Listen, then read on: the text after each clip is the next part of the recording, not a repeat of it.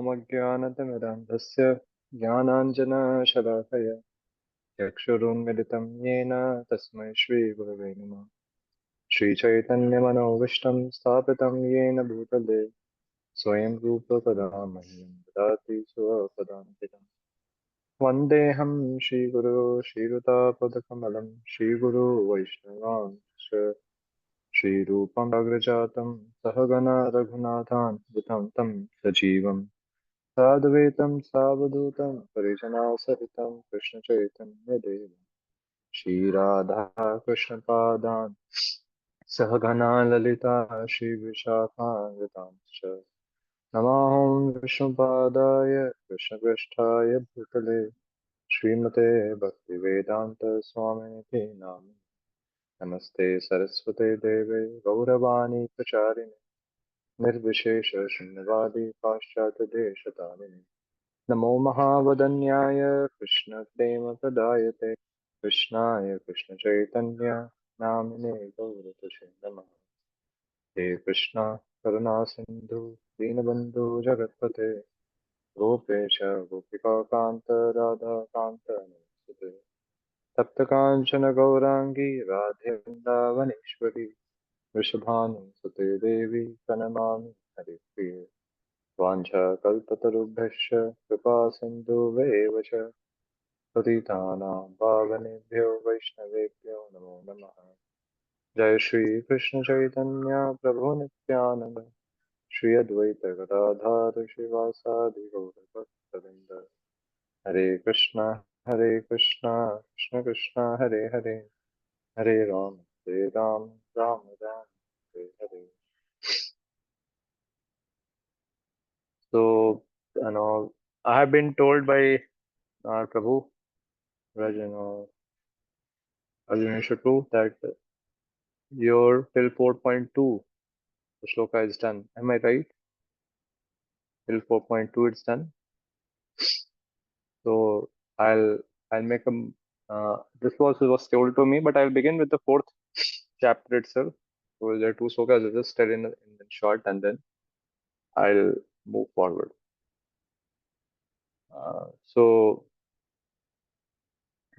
here's in this particular chapter, the fourth chapter of Bhagavad Gita, actually uh, the the main link between the previous chapter and this chapter is Krishna. Actually, he has said two things in the previous chapter, and he is now saying the way here. The first thing that he said about in 3.36 and in 3.36 at onwards in two verses, actually he talks about 3.36 to 3, not just two, till 43 number shloka.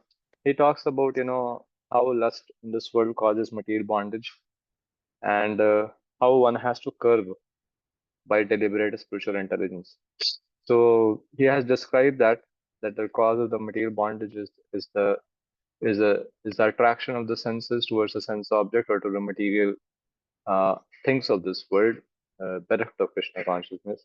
So that is lust, and it leads to a lot of problems. So now he tells about here that one has to do, by one can conquer the lust by actually by deliberate, spiritual by deliberating. Deliberation is a very good word. Actually, has been said because deliberate means to think about it, to munch on that knowledge that you have been getting, and it's more of a passive passive work in the sense that you're not actively doing, but in a thought process is going on. So by that, a person can conquer, not can be freed from the lust for a being. That to be fact, because it's a jnana. By jnana alone, one cannot conquer lust. It requires bhakti to.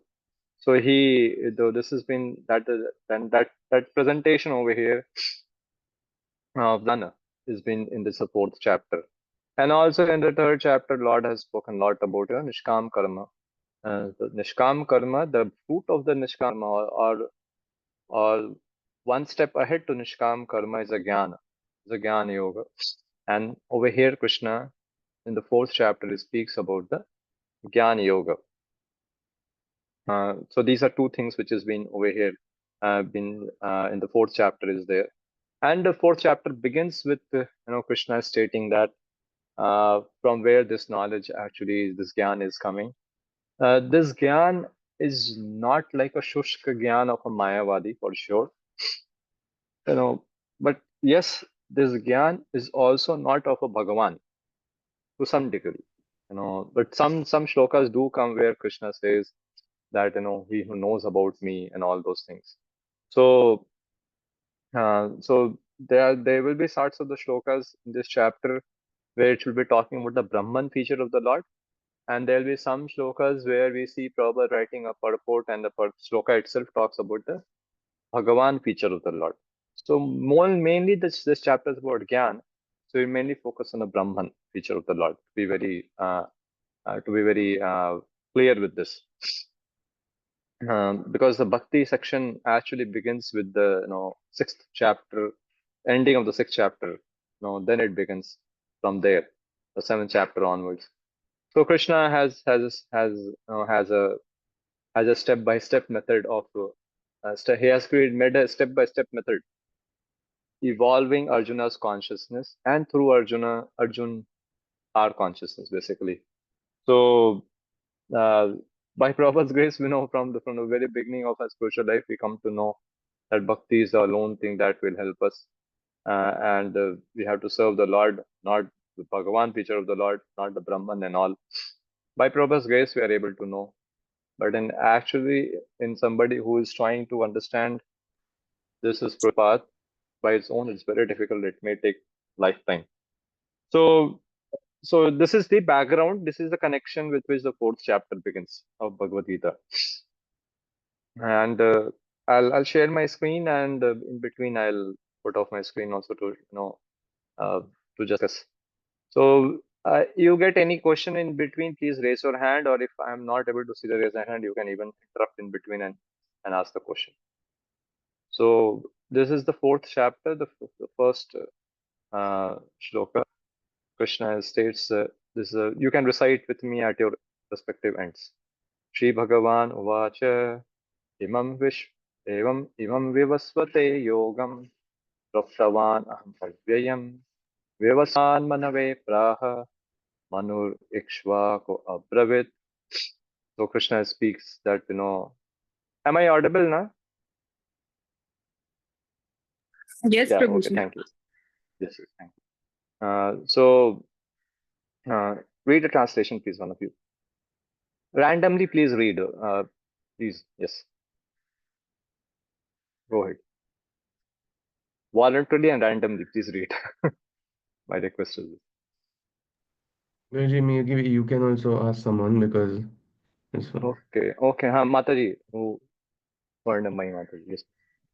The personality of Godhead, Lord Sri Krishna said, I instructed this imperishable science of yoga to the sun god, Vivaswan, and Vivaswan instructed it to Manu, the father of mankind, and Manu in turn instructed it to Ikshvaku. Ikshvaku. Ikshvaku. So, in this Krishna clearly says that, see, no, because any knowledge that you are giving, people generally ask, "Kidhar se aa raha hai?" The Lord says, see, I only gave it. I gave it in before to Vivaswan. Vivaswan gave to, Manu, Vivasvat Manu, and Vivasvat Manu gave to his son, Ikshvaku. That's what he's saying. So, and Ikshvaku is the father is the Ramchandra dynasty, the first personality of the Surya Vamsha, and proper writes a beautiful purport for it. Generally, Anishku, I just want to know how you do. Do you read the entire purport, or the parts of the purport is read? actually Prabhuji has highlight some part and that we read. Okay, highlighted them. And five Okay, very good. verses per devotee. Yeah, Oh, translation acha, and acha. parts of prophet. Yes. Oh, like that, like that. Ah, yeah. Sure. Okay, okay. I'll share that then. I'll stop sharing this. So, in this shloka, Krishna actually makes it clear, you know, from where this knowledge is coming, and what is history. It's not a new thing which I am giving to you. So here he speaks about.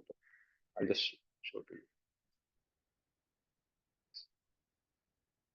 So this will have many other commentaries. I'll not confuse you. I'll just show you Prabhupada's purport, and that you can read the highlighted one.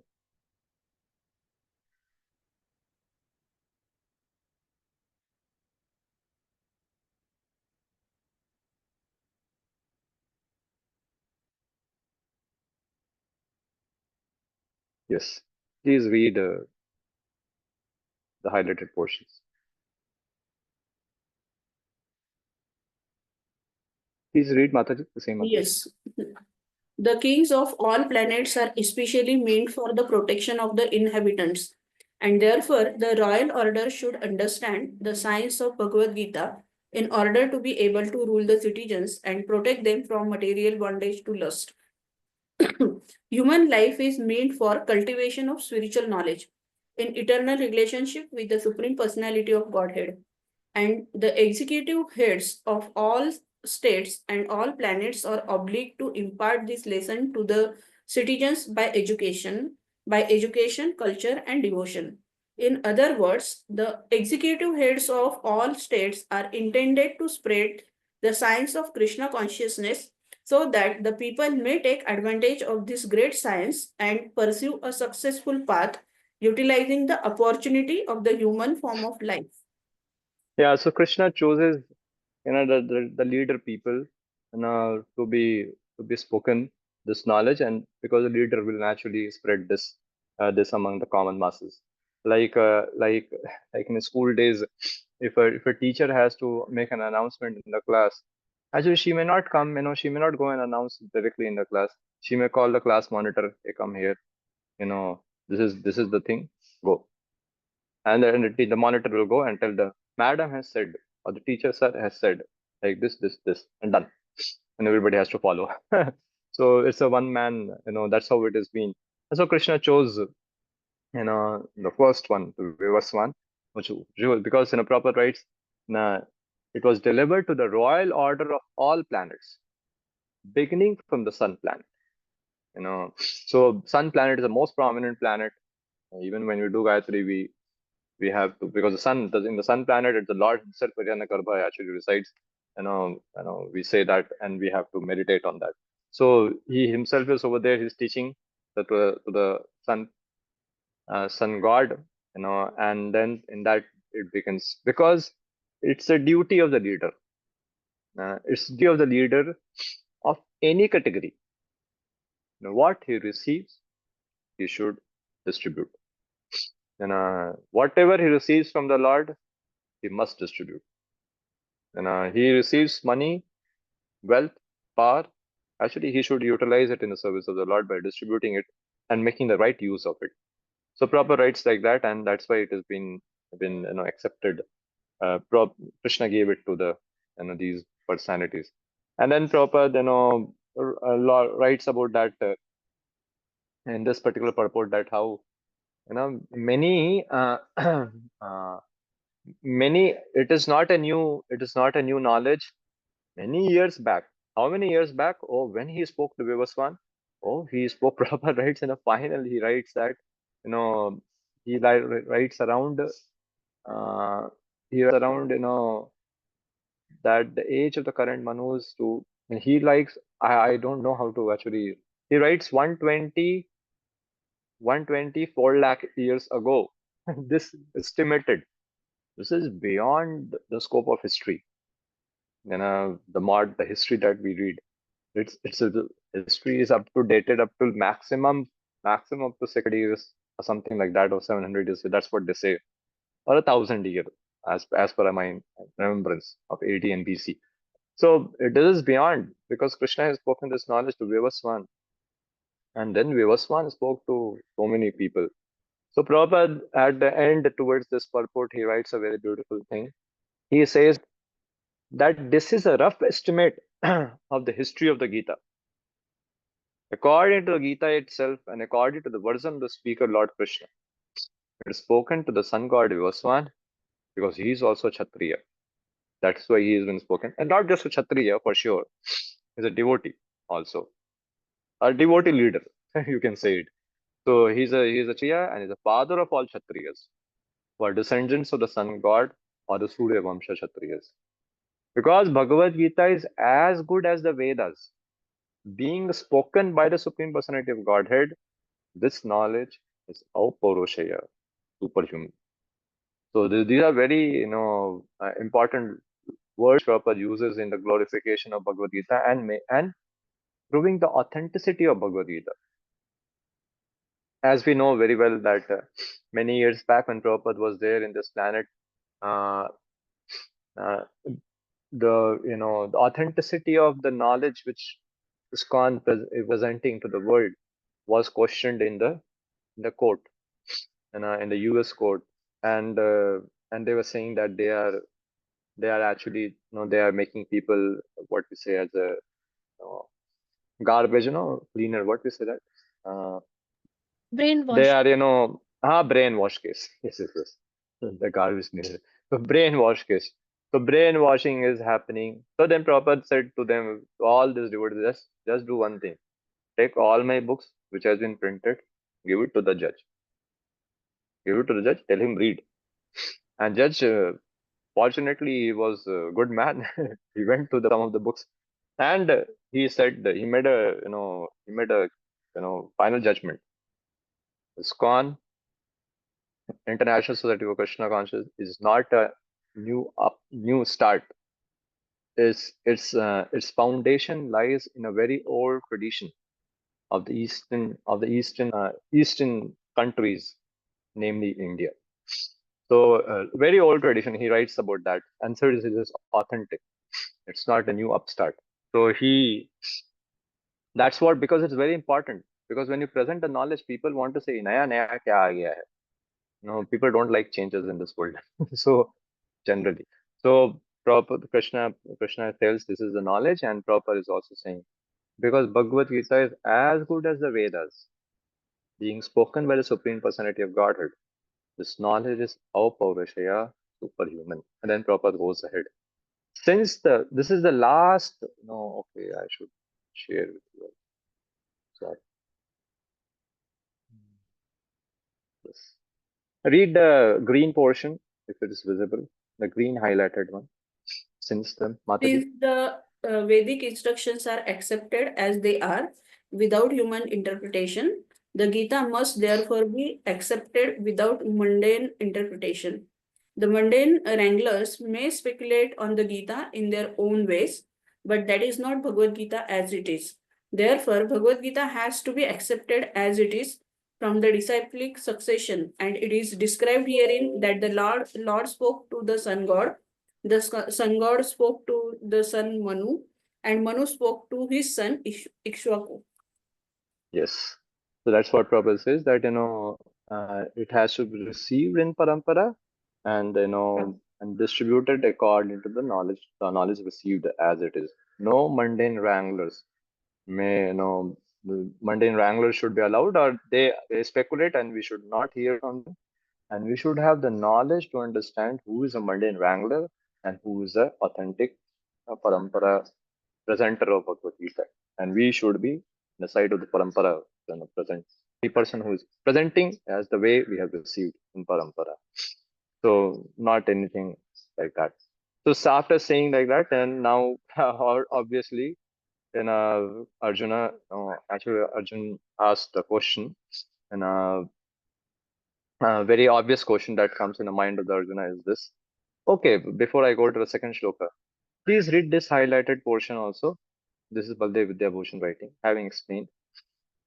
Having explained in the previous two chapters that Jnana and Karma Yoga are one because of having the same goal, he praises them by glorifying the lineage of this knowledge. This yoga is avyaya, eternal, because of being the essence of the Vedas, which have no creation or destruction, and thus ever fresh, and because its results are eternal in the senses of being permanent. Then my student Vivaswan spoke this yoga to his son Vaivasvat. Vaivasvat Manu, and Manu spoke to his son Ikshwaku. So here Baldev Vidyabhushan also says about this, that these two, having explained the previous two chapters, the second and third, that Gyan and Karma Yoga are one because of having the same goal. he praises them by glorifying the lineage of this knowledge. So right now he has begun the lineage from where this knowledge has come, and he's also saying, avyaya, the word means eternal. This knowledge is also eternal. You know, whereas Vedas are eternal, Vedas have no creation and destructions. How there's no creation and destruction of Vedas? Because Hare Krishna. So the Vedas are also are eternal because it is never destroyed, and there's no point when in its creation happened. There's no nothing because Vedas when they exist, no when they exist before even Brahma, the knowledge was given to Brahma. Tena Brahm Hidaya Adi Kavye. It was not that that time the Vedas was born. The Vedic knowledge is from time immemorial. As nobody can perceive when the soul is born, when the soul was came say soul came into existence. So nobody can say the Vedas when it from time immemorial and thus ever fresh because its results are eternal and a sense of being permanent. So that is truth. We don't see that the things which are promised in the Vedas are not working now. It works. Only we have to know the clause also mentioned over there and have to fulfill the clause. Then it will be next. Then obviously he gives more further here. Evam parampara praptam imam rajarashayo viduhu sakalena mahata yogo nashta parantapah. Obviously, the question which is comes in the mind. Actually, you gave the knowledge, then why you are giving it back? And why you have to give it, again and again? Why you have to give back now? So he says, "Sakalena mahata yogo nashta parantapa." काल के प्रभाव से yogo nashta parantapa. So no, obviously a question before I begin the translation to make you show and make you read. As I told you right now, Vedas are eternal. So how is it so? Yogo nashta parantapa. Can anybody like to say? It's not very tough.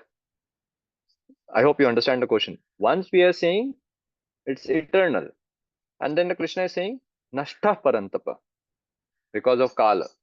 How it is eternal then? Anish Prabhu only. Yes.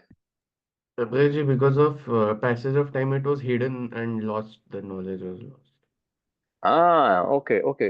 Something more precise if you can. Right. Somebody else would like to try more precisely what Prabhu has only said has to be made. The parampara is lost.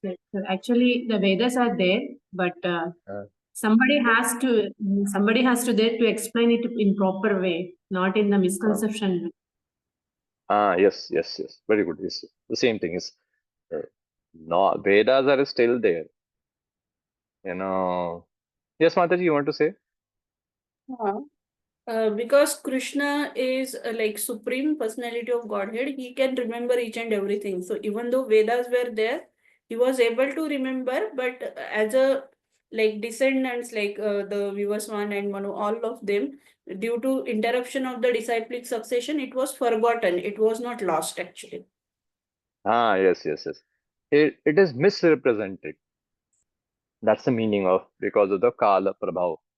So one analogy comes in Bhagavatam where the analogy says that if in the rainy season in the villages specifically in the rainy season if people don't walk on the path on the road which is muddy road people generally don't walk because it all becomes muddy. So what happens in the rainy season in the Chaturmas time? The grasses grows on that road, and at one point there's no difference. Nobody can make it out what is road and what is field because grass is everywhere.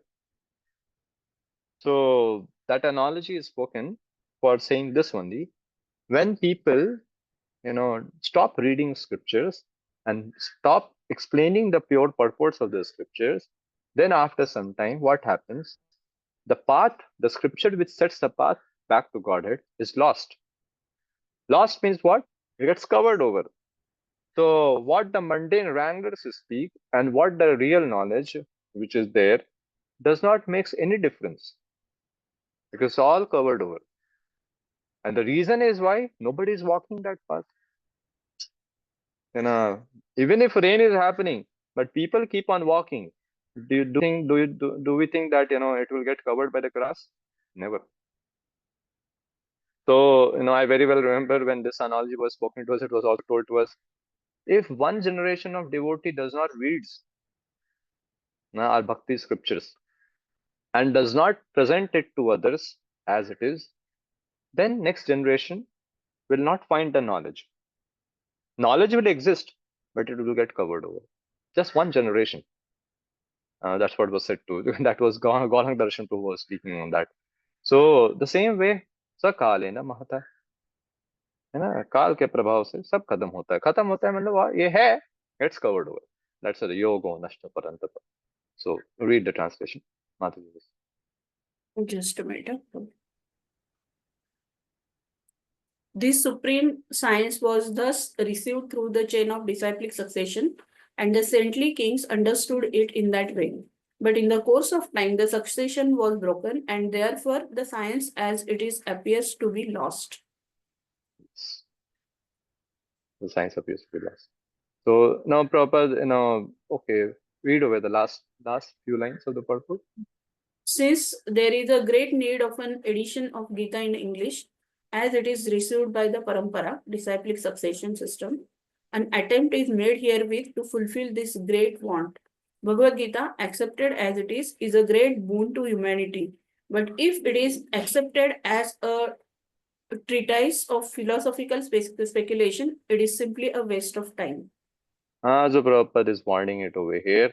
And warning is that don't accept this Bhagavad Gita as it is, as some treatise, is accepted as a treatise of philosophical speculation. No, it is not. It is not. Bhagavad Gita as it is, Prabhupada, what he wrote is not a philosophical speculation.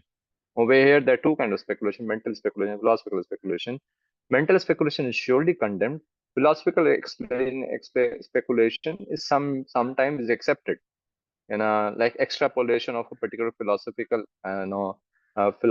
truth is accepted, not a problem, and that is accepted method. But Prabhupada is saying it is not a treatise of philosophical speculation, is Bhagavad Gita as it is. Don't think that I have philosophically speculated every purport. No, no. Sometimes we do say translation says something, purport says something. But it seems to be what it is. For sure, it is not a philosophical speculation. It's not. Why not? I think because because the reason why that knowledge is given, the end result which is expected from this knowledge, proper writes in the purport. So it is not a philosophical speculation, and Prabhupada is saying, and we know that story, that how when Prabhupada went to America, actually he was asked.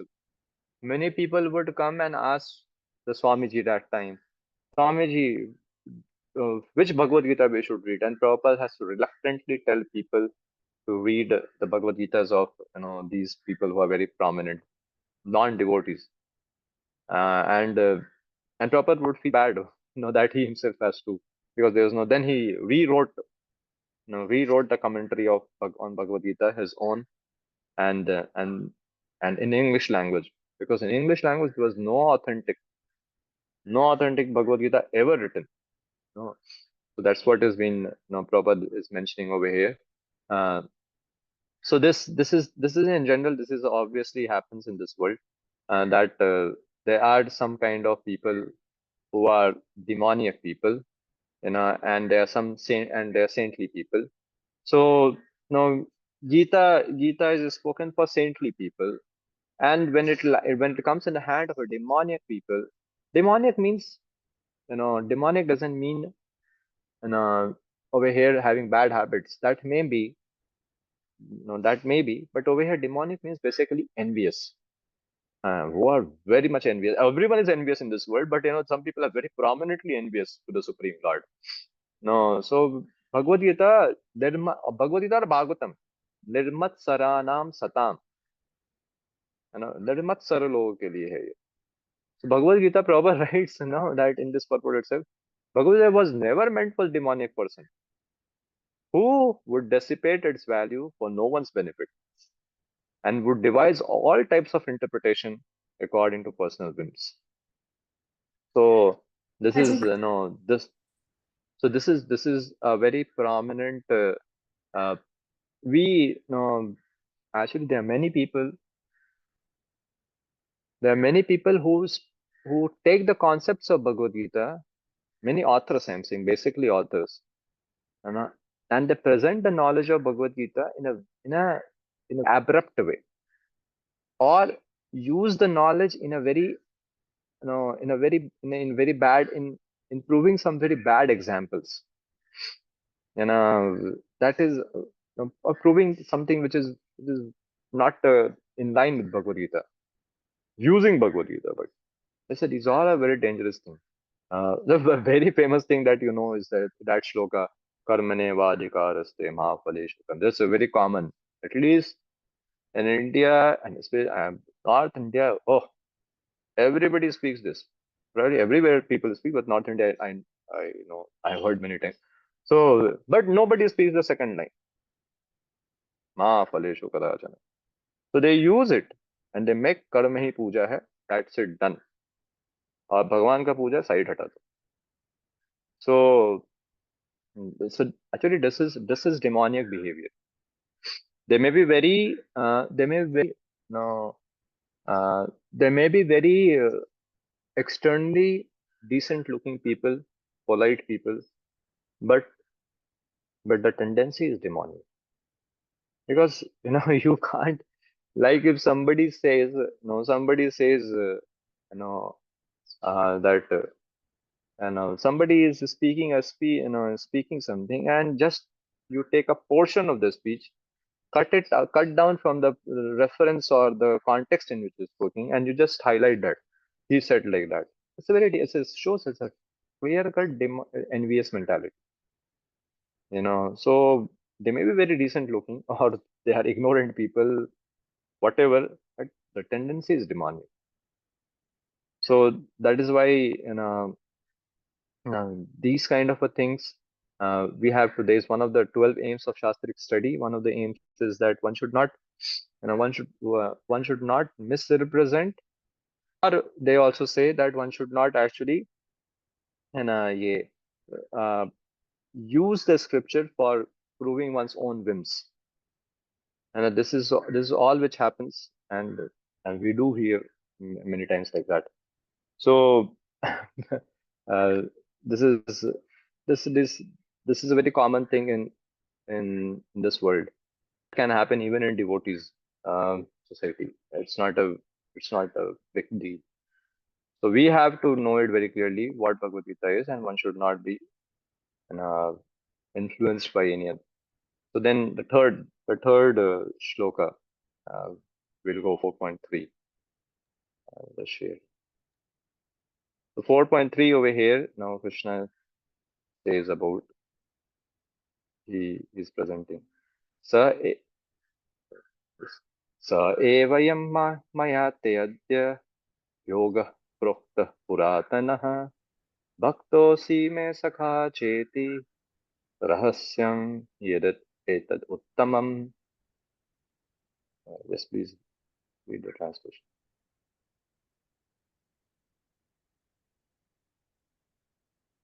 shall I read, Prabhu? Yeah, till fifth shloka you read. That very ancient science of the relationship with the Supreme is today told by me to you, because you are my devotee as well as my friend, and can therefore understand the transcendental mystery of this science. Yes. So previous verse, as I told, envious people, nirmatsar people can't understand, and Lord does not even want to entertain them. So he says, I am giving to you because of these two reasons. You are my friend, and it's non-envious, and you are devotee. You will always devotee in the sense that you know you are surely non-envious, and uh, you are my uh, you and me are one in the purpose. That's the meaning of a devotee. Devotee means, we, the Lord and the devotee, have one purpose. They are one in purpose. What is the purpose?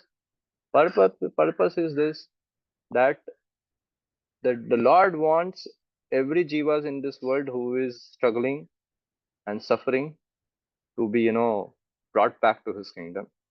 And devotee's purpose is also this, to go himself also, make his life perfect, and help others also to get perfect. That's what has been said. See, uh, Krishna gave it to Vivaswan. Vivaswan by its own gave to Manu. And Manu by its own gave to Ikshvaku. That's the nature of a devotee. That's a nature. That's what it is. That's why I said saintly kings. Whatever they receive, they give. So that's why it's said. Two reasons. I am giving you this knowledge to my devotee, friend, non-envious, and you will share what you have. You are selfless. And my and your purpose is the same. Read the purport. This is complete purport. Everything is to be read or only highlighted? Yeah, whatever is highlighted, please read. Okay. Sorry, I'm like that one. There are two classes of men, namely the devotee and the daemon. The Lord selected Arjuna as the recipient of this great science owing to his being a devotee of the Lord. But for the daemon, it is not possible to understand this great mysterious science. In between also, there are There are a number of editions of this great book of knowledge. Some of them have commentaries by the devotees, and some of them have commentaries by the daemons. Commentation by the devotees is real, whereas that of the daemon is useless. Arjuna accepts Sri Krishna as the supreme personality of Godhead, and any commentary on the Gita following in the footsteps of Arjuna is real devotional service to the cause of this great science. The demoniac, however, do not accept Lord Krishna as he is. Instead, they concoct something about Krishna and mislead general readers from the path of Krishna's instructions. Here is a warning about such a misleading paths. Can you scroll up, please? One should try to follow the disciplic succession from Arjuna and thus be benefited by this great science of Srimad Bhagavad Gita. Yes. So over here, actually, Krishna actually is proper writes the purport very clearly. The difference of a devotee and a demon, and the commentation where a demon is useless. Why useless? They don't present the way. They don't accept Krishna as supreme personality of God. And anybody who has a proper, that's why he writes an introduction of the Bhagavad Gita. What is a qualification to read this Bhagavad Gita? Anybody remembers what proper writes? To have faith that Krishna is the Supreme Lord. Proper doesn't use the word faith. Proper uses a more inferior word than faith. If you're right, Mataji, but somebody can say it's a very good word. That's why Proper writes at least one should have theoretical understanding. Theoretical understanding that Krishna is supreme personality of God. Theoretically, at least he should have accepted. He might not have that much of right now. He might be not having a conviction about it, or we say the faith about it. Theoretically, he has. Logically, समझ में आता है. हो गया, ठीक है, okay. That is the bare minimum Prabhupada writes as a qualification required for reading and understanding Bhagavad Gita. And anybody who has written a commentary on Bhagavad Gita without at least accepting this theoretical understanding, it's a useless. No fayda. Because the result of reading Bhagavad Gita should be in line with Arjuna's result of hearing Bhagavad Gita from Krishna directly. But how it would be done if somebody does not accept Krishna as supreme personality of Godhead? How we can surrender to him? Arjuna surrendered his life. We won't be able to surrender if we don't accept Krishna as supreme personality of Godhead. It doesn't say that one should have a full conviction. No. So many questions are there which will be handled. Why to surrender and all those. The full conviction has come ahead. Why I'm speaking this? Because ahead there are shlokas which will come where Krishna says, one who knows my birth, activity, and pastimes will be delivered. So right now, I'm clarifying it, and that is very different. That is about conviction. Lord is saying, that conviction will grow when somebody begins reading Bhagavad Gita with theoretical acceptance that Krishna is the supreme personality of Godhead. Because thus one understands, he will surrender. He will begin the process of surrender. And those who are not, use this attempt to describe Krishna. So this ancient yoga, which is being given a line of succession. The Krishna is saying, I spoke this to you, because you are a friend, means you are very attached to me, and you are very attached to me, and I am very attached to you. That's what is said. And because you are my devotee, you are surrendered to me. You are surrendered to me. So no, as a friend, you are attached to me, and I am attached to you. Means we are non-envious. And as a devotee, you are surrendered to me. So that is why I am giving this rahasyam uttamam. This is the most secret, it is the most secret which I am presenting to you, and therefore should be concealed. That's what he's saying. So this shloka, actually, when Krishna speaks about that, the shloka when he's speaking that sa evayam yatyadde, he is very clearly he's saying that this science yoga, prokta puratana, is very old, and I'm giving to you because you are bhaktomi and sakha. No, it's very clearly rahasyam hi etat uttamam. So this has to be concealed. Concealed means it's a mystery. This mystery of science of yoga of no can't be understood by people who are not devotee and friendly to the Lord. It can't be. Or it can't be spread by those people who are not devotee and friend of the Lord. Friend of the doesn't mean Sakyam over here. Friend means one who accepts the Lord to be his well-wisher. Friend, there are many things which have been said about the friend. How the friend is, how the Lord can be our friend even in sadhana bhakti. We know the Sakyam is for not for the sadhana bhakti, but Sakyam can also be practiced at a sadhana bhakti level. That's also been said in a different way, not in the perfection of the sadhana. Now the Sakyam. So he is very clear about these two, and we have to also understand that Bhagavad Gita will only mean to us to the degree we surrender to the Lord and become non-envious to the Lord by serving Him. That is why the way of understanding scriptures is not just by reading, not just by hearing. They are very prominent thing, but service is also very much required. That's true. Now, to the degree it is done, tat vidhi pranipatena pariprashnena sevaya. That is truth. So these three components comes over there also. Seva comes over there also.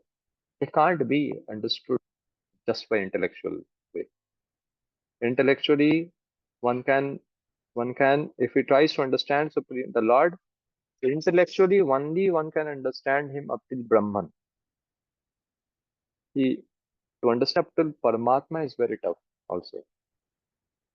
And what to say about Bhagavan? Impossible intellectually to understand. Uh, uh, that's what he said. So the next sloka, then Krishna, Krishna has spoken up till this three, and now surely a question comes in the heart of the Arjun, and he's going to ask the very famous question, and uh, and and shows the friendly nature of Arjuna and Krishna. The Arjuna Vacha aparam bhavato janma param janma vivasvatah katham etad vijaniyam Tam ado proktavan iti. He's saying, yes, please read translation. Arjuna said, the sun god Vivaswan is senior by birth to you. How am I to understand that in the beginning you instructed this science to him?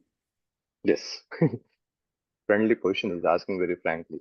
And proper writes, yes, please read. Arjuna is an accepted devotee of the Lord, so how could he not believe Krishna's words?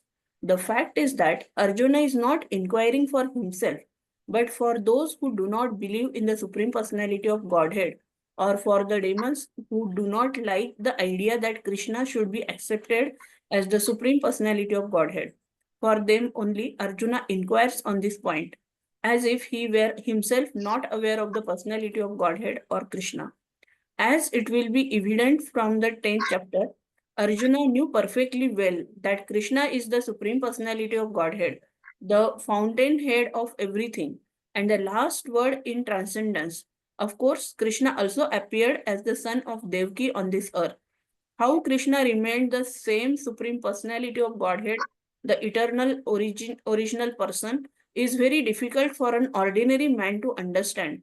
Therefore, to clarify this point, Arjuna put this question before Krishna so that he himself could speak authoritatively that Krishna is the supreme authority is accepted by the whole world, not only at present, but from time immemorial, and the demons alone reject him. Anyway, since Krishna is the authority accepted by all, Arjuna put this question before him in order that Krishna would describe himself without being depicted by the demons, who always try to distort him in a way understandable to the demons and their followers. It is necessary that everyone, for his own interest, know the science of Krishna. Therefore, when Krishna himself speaks about himself, Himself. it is auspicious for all the words. To the demons, such an explanation by Krishna himself may appear to be strange because the demons always study Krishna from their own standpoint. But those who are devotees heartily welcome the statements of Krishna when they are spoken by Krishna himself. The devotees will always worship such authoritative statements of Krishna because they are always eager to know more and more about him. The atheists who consider Krishna an ordinary man may in this way come to know that Krishna is superhuman, that he is Satchidananda Vigraha, the eternal form of bliss and knowledge, that he is transcendental, and that he is above the domination of the modes of material nature and above the influence of the time and space. Yes. So no, no. Whenever when I read the lines proper, it creates a very great impact because proper each word is very very powerfully chosen and placed in his purport. I tend to highlight everything. So Prabhupada actually makes it very clearly that he's not asking for himself and he's asking for our sake. And to so that Krishna himself clarifies his own position. That he's not a normal man. He may be appearing as a man, as a human, but he's not a normal being. And because that is truth, na? We don't remember. Prabhupada, he will write, normal man can't remember today is Saturday, it's 11:55. What on Friday at 11:55 I was doing? Even that much to remember is very tough. People have to scratch his head a bit and remember. But for Krishna, everything is possible. Not just a day before, but millenniums before also he can remember. What was there?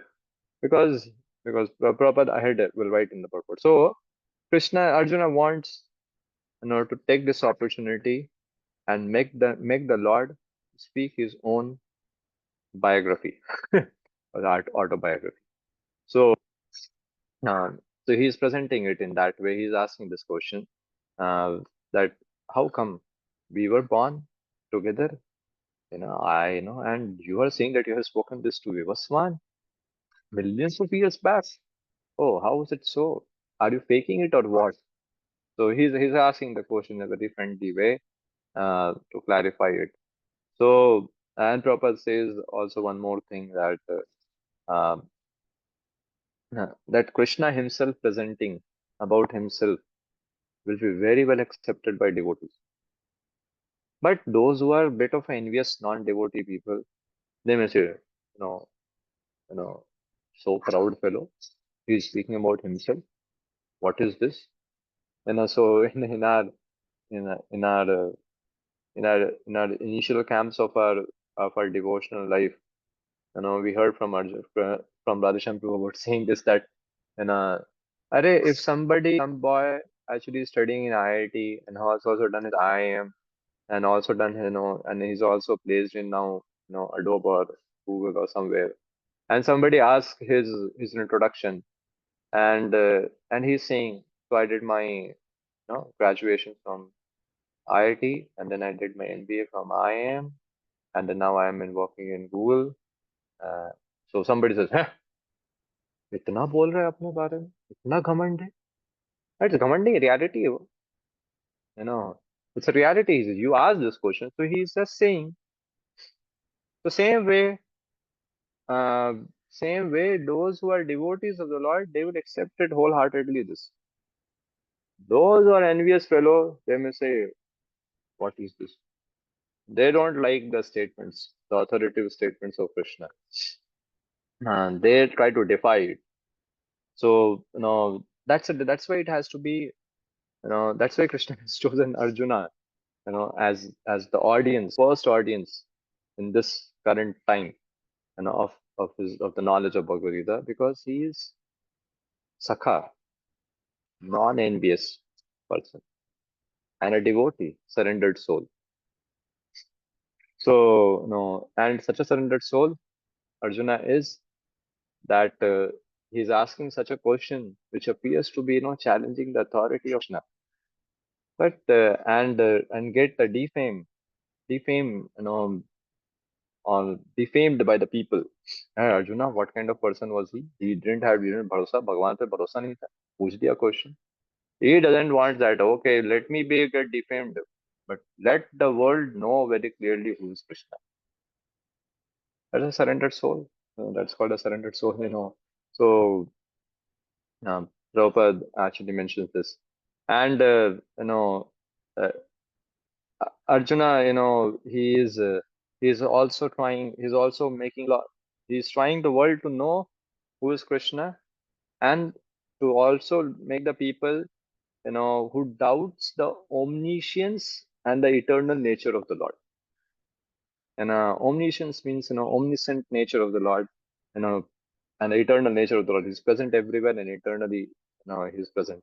So he is asking, this kind of a question, so that people who have a doubt about the omniscient nature and the eternal nature of Krishna can understand who is actually Krishna is and how he is he's so.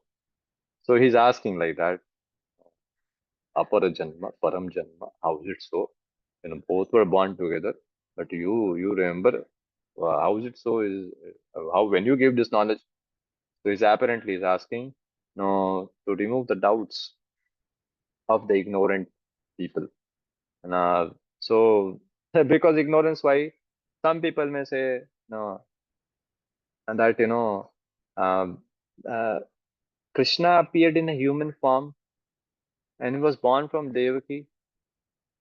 So if he is human, he can't be omniscient, and if he was born, he can't be eternal, right? Na? Because everybody knows Krishna was born as Devaki से जन्म दिया था. तो जन्म दिया मतलब eternal नहीं है ये. And if he's a human like us, he's not omniscient because we don't remember everything, right? Na?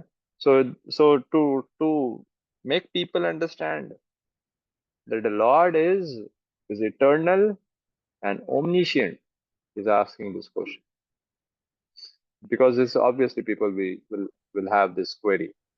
Somebody is born, how he can be eternal? So, and Lord knows best, who knows the Lord than he himself.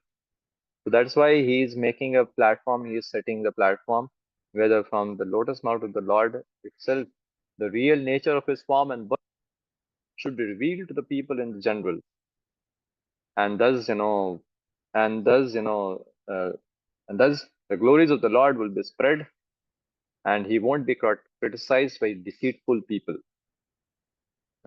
So rather than criticism of the Lord, no, his merciful nature will be praised by the people. Because when a person, understand that he is a supreme Brahman, but he takes a human form, for what reason? Oh, for your and my benefit. So because Lord is going to speak, all these verses are going to come. So all the credit of all these verses which is going to come about the eternal and omniscient nature of the Lord, the credit goes to Arjun only. So now that is why he has asked this question. It's not that Arjuna is Brahmit. No.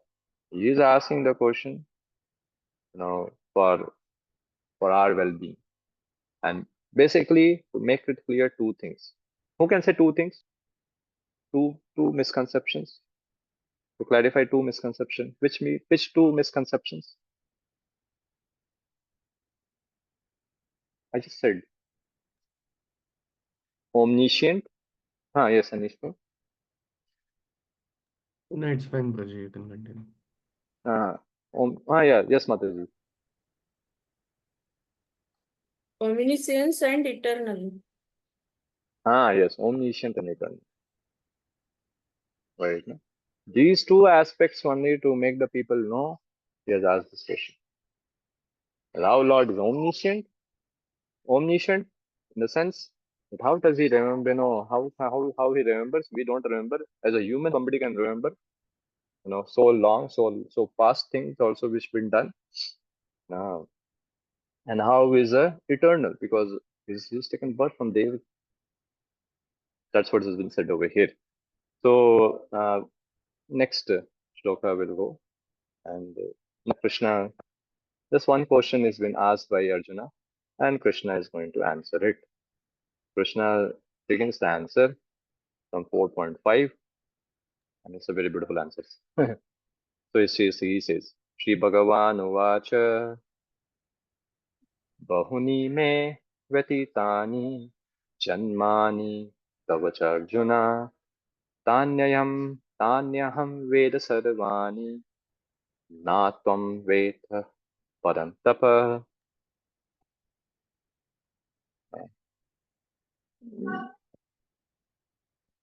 Yes, Mataji, you want to continue this Islam? The personality of Godhead said, many, many births both you and I have passed. I can remember all of them, but you cannot. O subduer of the enemy. So the word, has been said, O subduer of enemy. All the Lord is saying, both of us have taken many lives. But the difference is, I remember, you don't. But he's saying, okay. O subduer of enemy.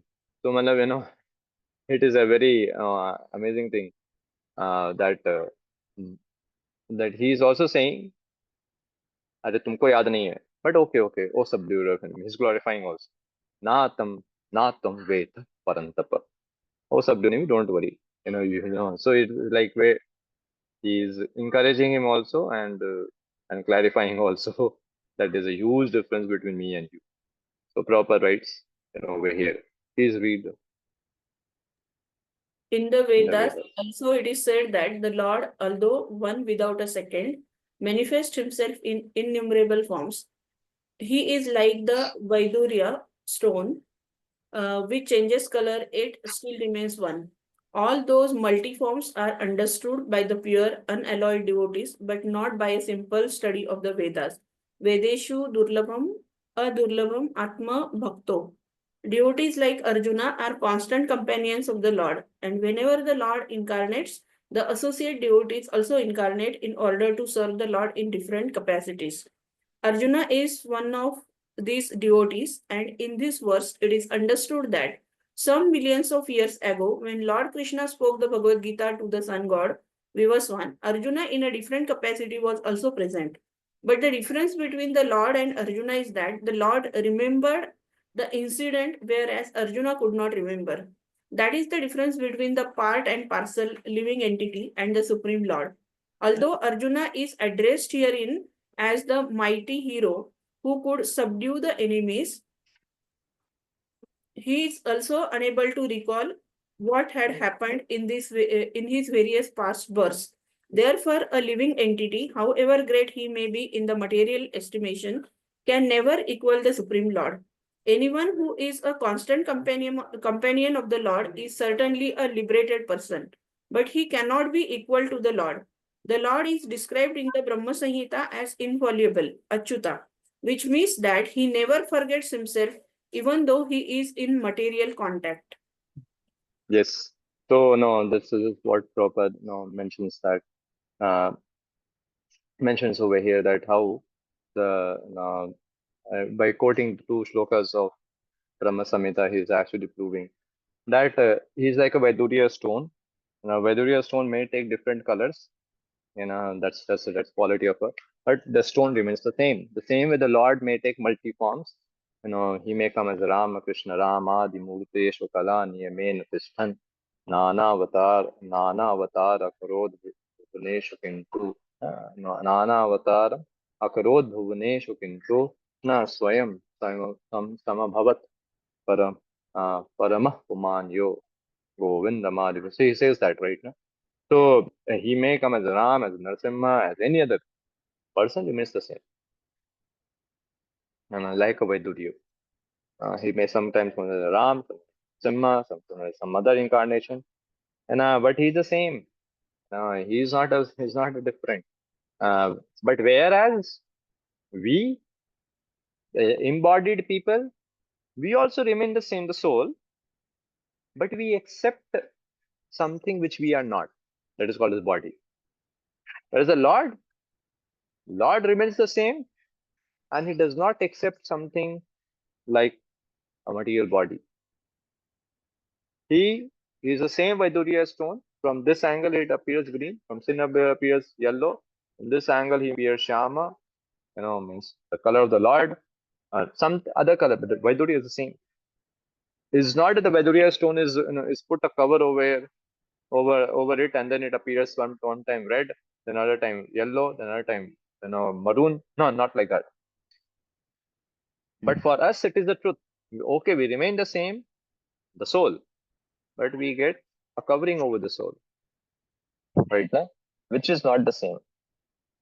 And a lot of identification that happens for the soul with the body. So that's why Prabhupada is mentioning that he remains the same, so he can remember everything. He's the same man. But we over here, now we don't remember because our body and we are different.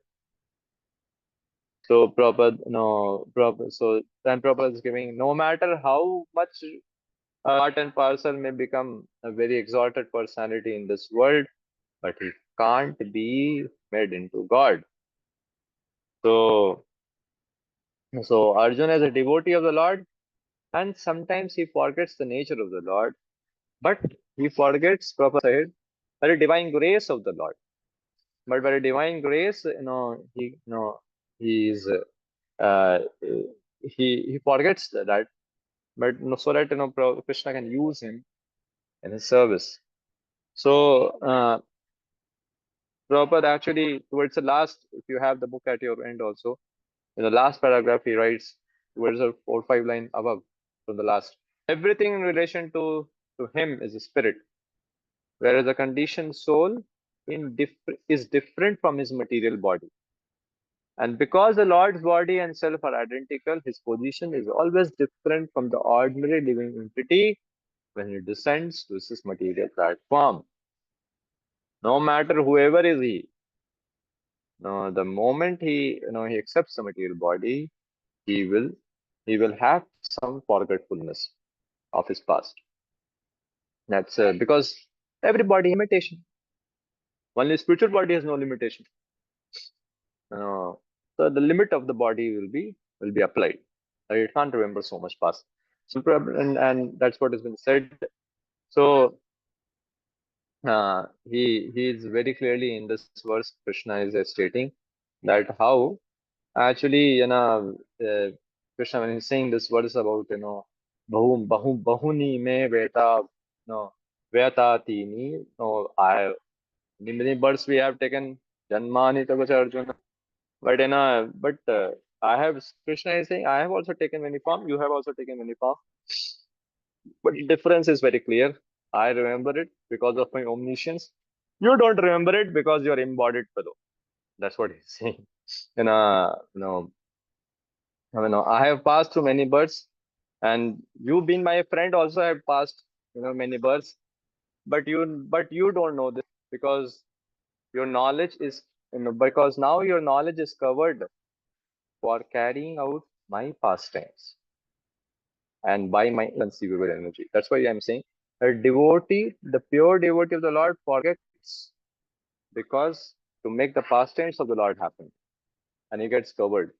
It's not that, um, and also to state that a devote, no matter how much exalted a person, a devotee may be, he can't take the position of the Lord. He's a subordinate to the Lord and should be treated as a representative of the Lord, should be worshipped as a representative of the Lord, but he can't be treated as the Lord. No, he can't be accepted as the Lord. Treated, okay. He can't be accepted as the Lord. So that's what he says. I'll show you the last things which Baldev Vidabhushan writes in his commentary. Uh, that will make it very clear to you. So over here, yes. If you're able to read the last, it should be understood from this statement, last paragraph. Mati, you can only continue this. By this statement from there. It is next time. No problem. By this statement coming from Lord's own mouth, he shows his omniscience.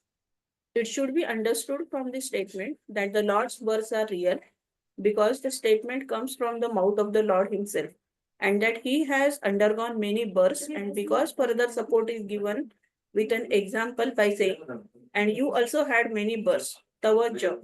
But by being born, the Lord does not undergo any transformation, since this is refuted in later statements of the Lord. Yeah, so he does not undergo any transformation. His body does not undergo transformation in the sense our body undergoes transformation, but a Lord body does not goes under transformation. Okay, even somebody say, but he transformed. He was a child, and then he becomes a Kamar, and then he becomes a Yuva, and that's it. But it does not expand. But he doesn't process the 25 years. So his transformation is of his body is not a product of material nature or the modes of nature. His transformation is by his own sweet will. So no, so the Lord, because why is this said? Where there is a concept of internal reincarnation and external reincarnation. External reincarnation happens when somebody dies. Internal reincarnation happens every moment it happens. And Prabhupada writes this, at every moment we get a body. So what the previous body is so we change the body. From birth, to old age, there are many changes. 6 changes which happen with the body, birth, growth, all those things. But that doesn't happen with the Lord's body, because it is, and that is why he's omniscient. He should not be treated, and his body should not be treated as a material. So these are the reasons which has been stated over here.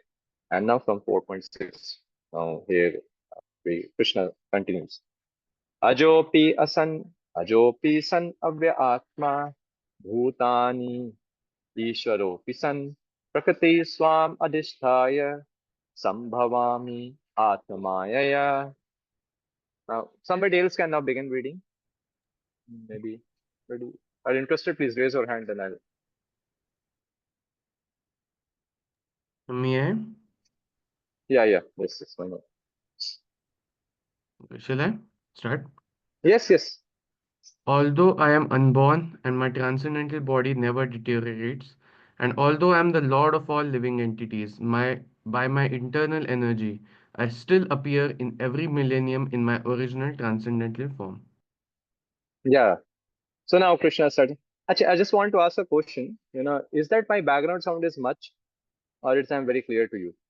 It's It's clear clear, to it's clear. Okay, okay. Because I'm nearby a school, that's why I was asking. School means fish market. So here now, Krishna is stating that say, although I am unborn, my transcendental never deteriorates. All I am Lord of the Universe, my eternal energy, I still appear in every millennium and in my origin transcendental form. Okay, I have to share this. So please read the purport.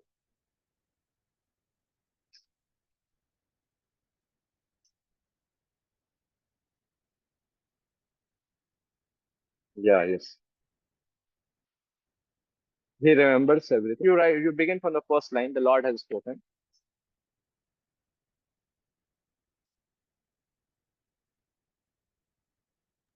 Please read, bro. Yes, from the first line. The Lord has spoken about. The Lord has spoken about the peculiarity of his births. Although he may appear like an ordinary person, he remembers everything of his many, many past births. Whereas a common man cannot remember what he has done even a few hours before. This we have discussed. Proper rights over there. So now he explains about the word prakriti. A very important thing. Please read. Then again, the Lord explains. Then again, the Lord explains his Prakriti or his form. Prakriti means nature, as well as Swarupa or one's own form. The Lord says that he appears in his own body. He does not change his body as the common living entity changes from one body to another. Hmm. Next, in other words. In other words, Krishna appears in this material world in his original eternal form with two hands holding a flute. He appears exactly in his eternal body, uncontaminated by this material world. Yes. We continue. And Although. although his body does not deteriorate like a material body, it still appears that Lord Krishna grows from childhood to boyhood and from boyhood to youth. But astonishingly enough, he never ages beyond youth. At the time of the Battle of Kurukshetra, he had many grandchildren at home, or in other words, he had sufficiently aged by material calculation. Still, he looked just like a young man 20 or 25 years old. We never see a picture of Krishna in old age because he never grows old like us, although he is the oldest person in the whole creation, past, present, and future. Neither his body nor his intelligence ever deteriorates or changes. Therefore, it is clear that in spite of his being in the material world, he is the same unborn eternal form of bliss and knowledge, changeless in his transcendental body and intelligence. Factually, his appearance and disappearance are like the sun's rising, moving before us, and then disappearing from our eyesight. When the sun is out of sight, we think that the sun has set, and then the sun is before our eyes. We think that the sun is on the horizon. Actually, the sun is always in its fixed position, but But owing to our defective insufficient senses, we calculate appearance and disappearance. And then the last, just read the Vedas also. the Vedas also confirm that the Supreme Personality of Godhead is unborn, yet he still appears to take his birth in multi manifestations. The Vedic supplementary literatures also confirm that even though the Lord appears to be taking his birth, he is still without change of body. So this is the same concept which I just told you in the previous verse. Now Prabhupada is writing. That's what I told over there only. The body of the Lord does not changes. The word Maya, The word just read Maya or Atma Maya. Maya, yes, Yeah, read. the word Maya or Atma Maya refers to the Lord's causeless mercy, mercy according to the Vishwakosha dictionary. The Lord is conscious of all of his previous appearances and disappearances, but a common living entity forgets everything about his past body as soon as he gets another body. He is the Lord of all living entities because he performs wonderful and superhuman activities while he is on this earth. Therefore, the Lord is always the same absolute truth and is without differentiation between his form and self, or between his qualities and body. A question may now be raised as to why the Lord appears and disappears in this world. This is explained in the next verse. Yeah, I just give me a time. I just back problem. Rajay, I think your voice is getting disturbed. Like it's not audible Okay, okay. properly. Just give me a time. Just give me. Guruji, I have a doubt. Just give me a minute. I'll get back to you.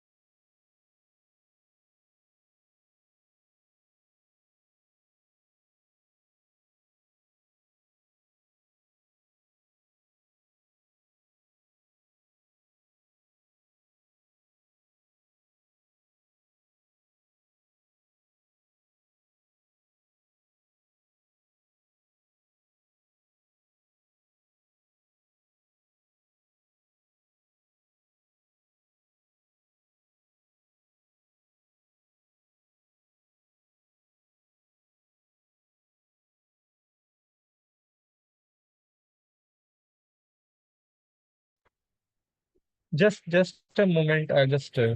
I'll be able to connect back. Just a minute.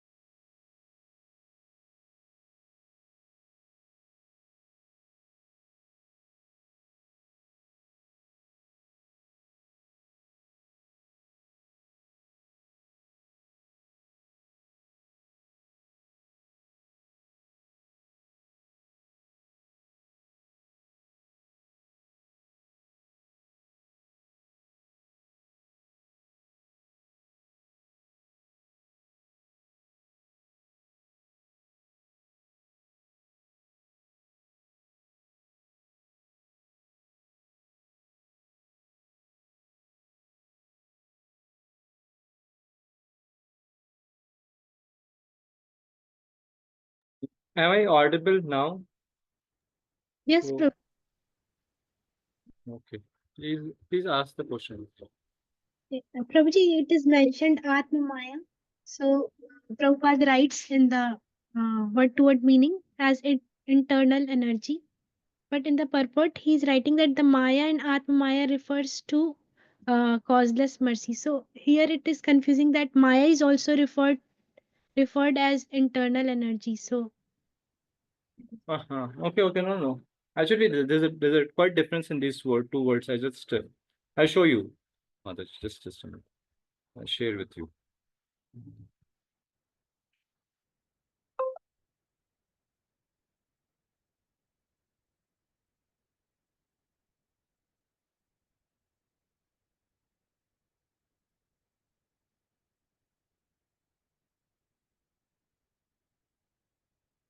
So actually, the word Atma Maya is is being used over here. The Atma Maya. It doesn't mean the way the Maya. I'll show you though. Exactly, I'll show you what word is.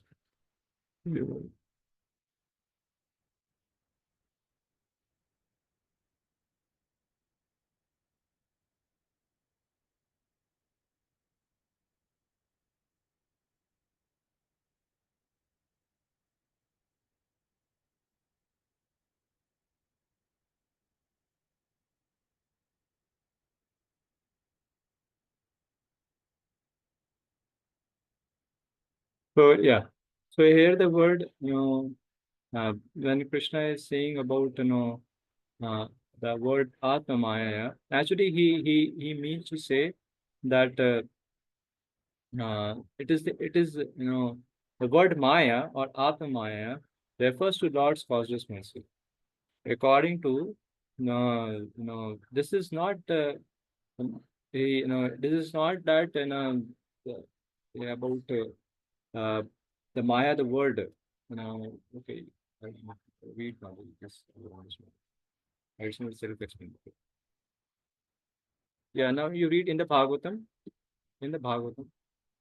which I am trying to highlight for you. Yeah. in the Bhagavatam, he appears before his mother as Narayan with 4 hands and the decorations of the 6 hands of full opulences. His appearance in his original eternal form is his causeless mercy, bestowed upon the living entities so that they can concentrate on the Supreme Lord as He is, and not on mental concoctions or imaginations which the impersonalist wrongly thinks the Lord's form to be. Third word, The word Maya or Atmaya refers to the Lord's causeless mercy.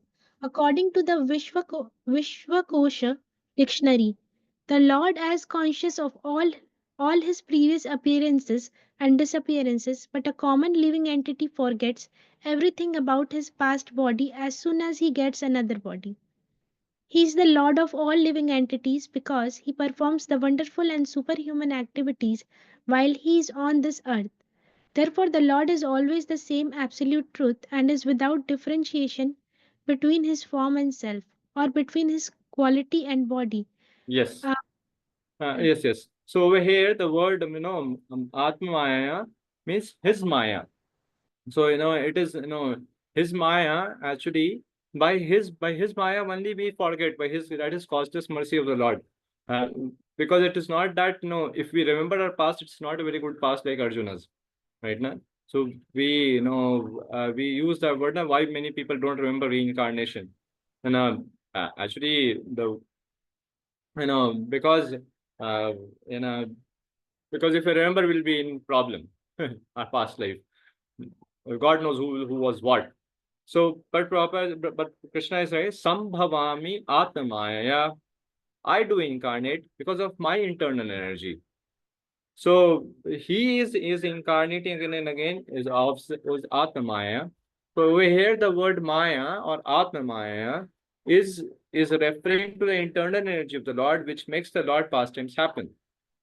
But whereas for people like us, it is we also act in a Maya, in external energy of the Lord, and we don't take the birth, we don't take our bodies impelled by the internal energy of the Lord, but we take the body impelled by the external energy of the Lord. That's it means. Does it make sense too?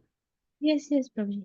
So it Ah, means that yes. internal energy only. Atma Maya means internal energy. Yeah, that's why I'm showing you word to word meaning. Atma Maya, by my internal energy. Yes, Prabhuji. Right. So next, the shloka will go ahead.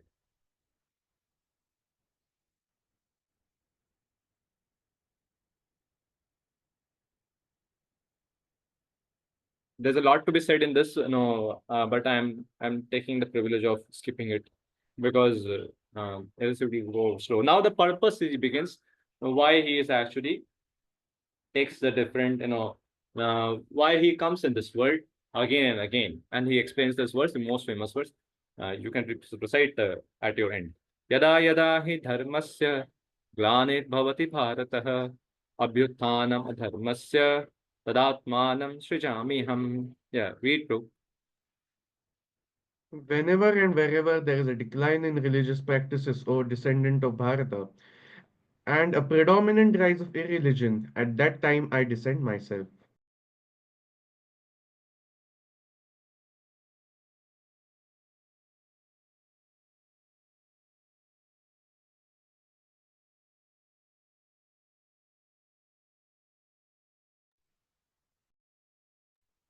Which part should I read? The word Shrijami, the beginning.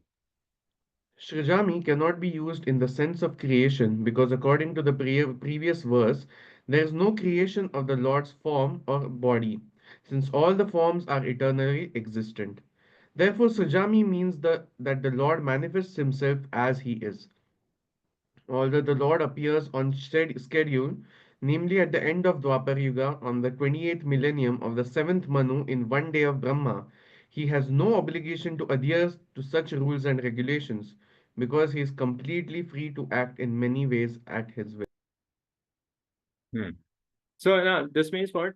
Srijami is not about see atra sarga visarga. So Srijami actually the word means a creation. But over here, Prabhupada is writing there is no creation of the Lord's form, and there is no restriction put that when he will appear and when he can't appear. He can appear whenever he wishes to.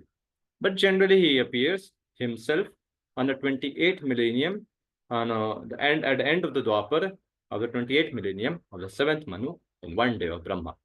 That is general.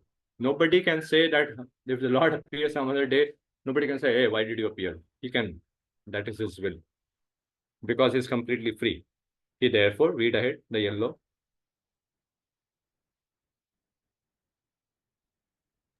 He therefore appears by his own will whenever there is predominance of irreligiosity and a disappearance of true religion. Principles of religion are laid down in the Vedas, and any discrepancy in the matter of properly executing the rules of the Vedas makes one irreligious. That's very Only true. the I'm just, I'll stop in between because a huge purport. No, proper rights in this principle of religion is laid down in the Vedas, and people, when in general, we don't properly execute the rule, the Lord that is called as irreligion. Irreligion means disobeying of the Vedas, Shastras. That's the meaning. Now, how to say whether it is religious or not religious? Simply, you have to put the compass of scripture and see it. Then only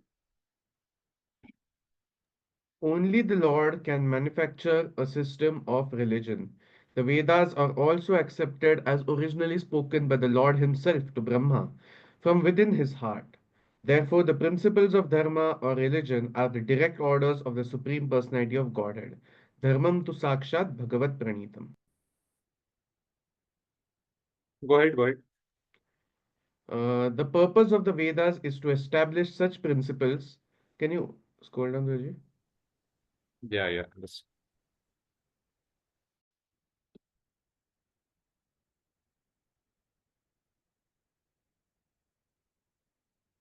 page down. Yes, the purpose of the Vedas. The purpose of the Vedas is to establish such principles under the order of the Supreme Lord. And the Lord directly orders at the end of the Gita that the highest principle of religion is to surrender unto Him only and nothing more. The Vedic principles push one towards complete surrender unto Him. And whenever such principles are disturbed by the demoniac, the Lord appears. Yeah. So beautiful line is the Vedic principle push one towards complete surrender to him. Because that's why Vedesha Sarvaraham Veda Vedyo Vedantapit Ved Videha Chaham. No, all the scripture, the result of all the script reading of the scripture is that Krishna to be known. And not just to be known, but one should, one should push forward himself to completely surrender into him. That's what it is. And if somebody or some incarnation of the Lord, like Buddha, even if they are not propagating this thing, they are not pushing forward people to complete surrender to him, we reject them. That's what Prabhupada writes ahead. That even Lord Buddha is rejected. Therefore, each and every avatar, please read, therefore, each and every avatar. Therefore, each and every avatar or incarnation of the Lord has a particular mission, and they are all described in revealed scriptures. No one should be accepted as an avatar unless he is referred to by scriptures. It is not a fact that the Lord appears only on Indian soil. He can manifest himself anywhere and everywhere, and whenever he desires to appear, in each and every incarnation, he speaks as much about religion as he can be as can be understood by the particular people under the particular circumstances. Yes. So the principle of Bhagavad Gita. The principles of Bhagavad Gita were spoken to Arjuna, and for that matter, to the other highly elevated persons, because he was highly advanced compared to ordinary persons in other parts of the world. 2 plus 2 equals 4 is a mathematical principle that is true in the beginner's arithmetic class and in the advanced class as well. Still, there are higher and lower mathematics. In all incarnations of the Lord, therefore, the same principles are taught, but they appear to be higher and lower in varied circumstances. The higher principles of religion begin with the acceptance of the four orders and the four statuses of social life, as will be explained later. The whole purpose of the mission of the incarnations is to arouse Krishna consciousness everywhere. Such consciousness is manifest and non-manifest under different circumstances. That's a beautiful ending of this purport. Prabhupada does. He is saying very clearly that the same, as he's saying in the above paragraph also, that these Lord can appear at anywhere. One should not say that a Lord can only appear in Indian soil. That's a restriction put on the Lord. And there's no restriction. He's Swarat. He can appear anywhere and any part of the world, now any universe. And Prabhupada is writing says in a way that Prabhupada gives the example of mathematics. 2 plus 2 is 4 is a mathematical principle in the beginner stage and at advanced stage both. But still, there's a beginner's mathematics, there's advanced mathematics. Same way, all other religions, all religion talks about God, but there will be some religion talking about the higher principles of following or surrendering to the Lord, and there will be some religion who be speaking the beginners way of acceptance of religion. But everybody, and everybody is talking about the God itself. So, but there's a higher and lower mathematics. And Prabhupada writes, the higher principle of religion begins, the higher principle of religion begins with the acceptance of the four orders, that is Varnashram. That's why it's said one who is not accepting Varnashram is Antyaja. Right? He's out of the Vedic scriptures, out of the Vedic order. He is not considered a civilized person. Civilization begins when somebody accepts the four orders. Four orders, and four social status. Varnashram. But then he says ahead, the higher principle of religion begin with the acceptance of the four orders and the four status of social life. The whole purpose of the mission of incarnation is to arouse Krishna consciousness everywhere. Such consciousness is manifest and non-manifest only under different circumstances. So the beginning is is varnashram. That's as it can be quoted, Lord Chaitanya and Ramanand Saray Samvad. That's a very famous Samvad. Over there, it is very clearly, at beginning itself, he says, "Eh, to bhai, hata do, ye to external." It's not bhakti. It's not straight bhakti. It's not the purpose of the perfection of the human form of life. It's a way to gain perfection. Or on the way to perfection, this is one of the objectives. Like from here, somebody wants to go from NBCC to Bombay. The destination is Bombay, and there will be many objectives in between which will be coming. You have to cross Lonavala, Khandala, whatever, Thane, and all those. The same way, one of the objectives is this. That's not the highest here. So the highest is that one surrenders to the Lord. So it's about the same this religion or even the Vedic religion itself. There will be, and there's a higher and lower mathematics, and one has to understand. And Bhagavad Gita teaches surely the preliminary high advanced mathematics. And advanced mathematics also is the preliminary advanced mathematics. 2 plus 2 also is mathematics, and calculus also is mathematics. But in calculus also, there's a single, those who are from engineering background. Sorry to use that example. But there is a single integral calculus, a single integration, the triple integration. The triple integration is a very, is thoda jada. In advanced also it's advanced. Just give an example. And a single integration is a simple, simple preliminary advanced mathematics. So the same way it is like that now. So now I've said this verse when Krishna is saying this verse. Actually, he is very he uses this verse actually now. So to answer, when do I appear? So when do I appear? Oh, I appear when I cannot tolerate the destruction of dharma. Glani jab dharma ka hota hai, to I can't tolerate, and I come. And when this glani increases, abhyuthanam of adharma, I come. I can't. So the phrase, the word atmanam srijami ham, is a very important word. He says that,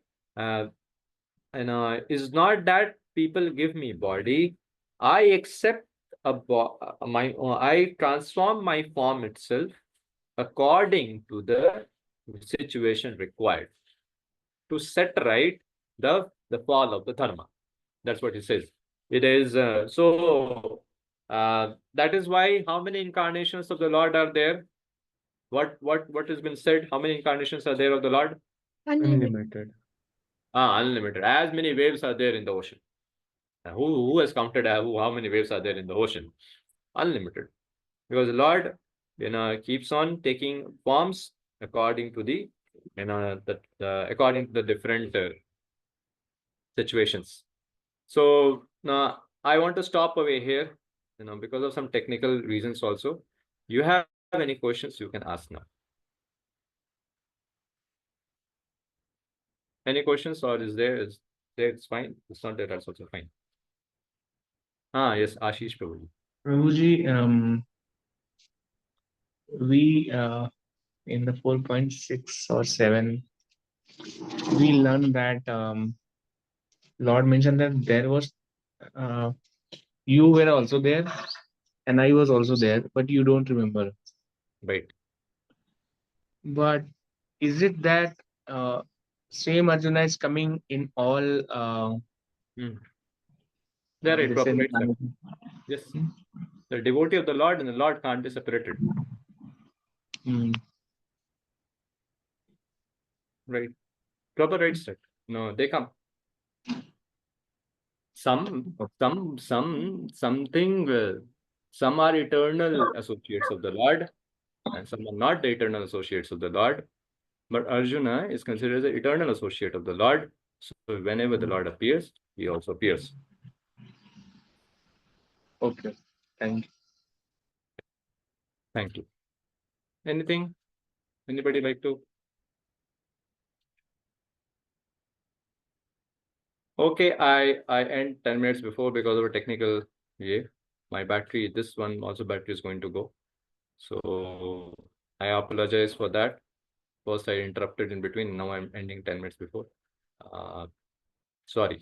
I'll speed up tomorrow because I have to also, and I'll create a more favorable environment for giving this class tomorrow, and I'll cover up what I could not cover today. Hare Krishna. Hare Krishna. Bhagavad Gita. Thank you.